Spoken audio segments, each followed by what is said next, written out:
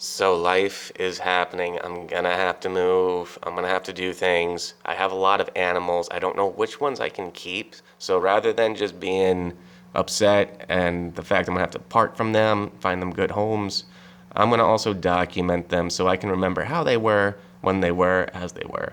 And hopefully, with this, we might be able to make this an educational channel. I do have a lot of knowledge. I've been studying animals for years, and I've been working with all sorts of different exotics and non exotics, like the domesticated animals, dogs, cats, bunnies that you'll see in regular homes. So I'm hoping maybe that might help people out. I know I have a lot of questions from people at the store I work at and everything, and I don't have the time to spend every moment with them. So with this little video showing you all these little creatures dancing around and whatnot, I'm also going to be explaining this tank, what's going on with it, why is it looking hazy, what's that little splotch of algae doing there, why am I not cleaning that, what's going on with all this stuff floating around. Well, it's a natural cycle is what I'm doing. So I enjoy naturalistic, very much as it is in the wild kind of vibes with my tank. The good thing with fish tanks is you're gonna do what you want with it. It's your aesthetics. As long as the animal has enough space, is living happy and healthy, I see no wrong with any kind of decor. But this is my personal preference as a person who has worked and studied with animals, and I feel that this is just better for them. Anyway, like I said, I want to give a positive vibe on the animal caretaking world. So you do what you want, make sure that your animals are happy and healthy, and what I'm going to do is explain about what the animals are in this tank, what the stocking is, and why they're dancing around, moving about, and even some hiding because they are afraid of the camera. Anyway, so getting onto the stocking, animals, and whatnot, and I'll explain why the haze, why I'm doing this, and what's going on. Some of you might already know. Some of you might want to know why you got it and how to get rid of it, because this is not a look for everybody. I get that. This does go away naturally regardless. So a good way to get rid of this haze is to just get the water running a bit more, get some more water movement into the system, and then cut back the light cycle.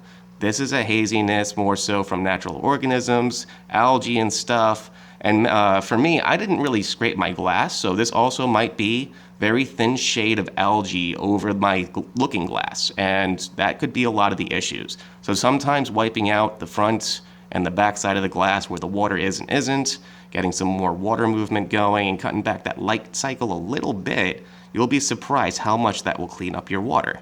Now with these little guys, you see, these are ghost shrimp.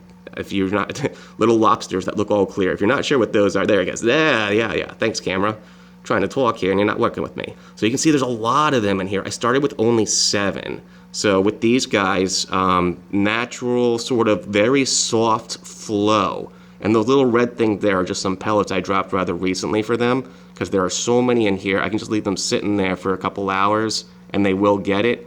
If I want to get that up, use like something like a turkey baster or just a simple suction pump to get that stuff out of there so it does not cause any more issues. Now, I think that is Blinken, my one-eyed betta friend. Yeah, he's sleeping.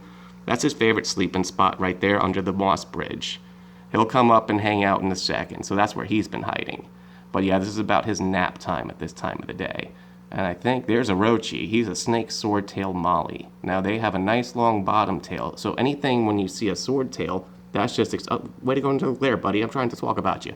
Buddy, hey, thank you. So the swordtail means, again, that long bottom tail swordtail. Looks like a sword. So there's also blue swordtails and guppies and stuff. Swordtail species can come up in a lot of fish, mostly the communal sort of live bearing fish. But again, nature's amazing. So there's all sorts of exceptions of stuff out there. And then, I don't know where the other ones are. Mickey Mouse Platy. I named her Minnie. I found her at the store I work at as a fry inside of a molly tank. So I don't know how a platy got up in there. Or platy, I'm not sure how you guys say that. And then there is a gold nugget molly in there. I name her Nugget. I don't know where she is. So right here, what you guys are looking at is plants and stuff. Okostone, live plants, things like that. The live plants, the reason why you probably don't see a filter is because the plants themselves with my stocking work very well with the ammonia and nitrates left behind by the waste of the animals. So on top of the fish, you would see and hear me talk about, there's a nyrite snail in here. I named him Gary because I've had all sorts of other snails already. One was named Lightning, one was named Queen, all sorts of fun stuff. And then I have a coleoloach in here somewhere, and his name's unknown, because I never know where this guy is. So I have a moss pad, I have a moss ball, I got plants. These are things that are, the plants I have, I just said plants. I have plants, yeah, duh. I have what is called, right here, it's a lot of ferns, you know, longleaf fern, have a couple of wind lava ferns hanging out in there. There's stuff in the back you can't see through the haze, but again, I'm letting the cycle do. In about a week or so, it should clear up, and I should probably still be here before having to leave, but that will show very well.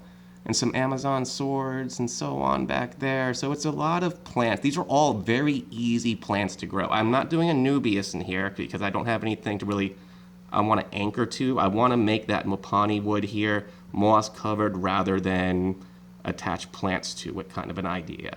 But right now, like I said, I'm moving, so I can't really do any of those future projects. These things that have been here have been in here. A lot of these plants are air grown. So again, this right here, this guy being all brownish looking and stuff, that is going to happen when you get plants that are air grown. If you get this, do not be afraid, do not worry, because if you look here, what the plant is doing, it is setting itself into its new environment. To come from a place where there's an abundance of oxygen to where there's almost no oxygen at all, the plant has to adjust. The old leaves cannot take on the proper oxygen intake, so it needs to make the new plants happen. The plants are an amazing species. They have their brains and their sensories, organs, everything about them in their roots. So when they actually need to do it and survive, they just drop the leaves they need to do. This is why leaves drop on trees in winter. The leaves are part of their sensory and everything, but they will shut that down just to stay alive if necessary. And there they all are. There's Blinken swimming around again.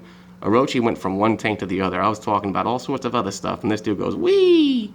But this is getting a little too long. 7 minutes of me just blabbing about a tank and stuff and giving y'all information. If you have any other questions about things, if you want to hear more, I want to start a positive community on no matter what your tank look like. Let's make sure that the animal you have is being cared for the best it can be.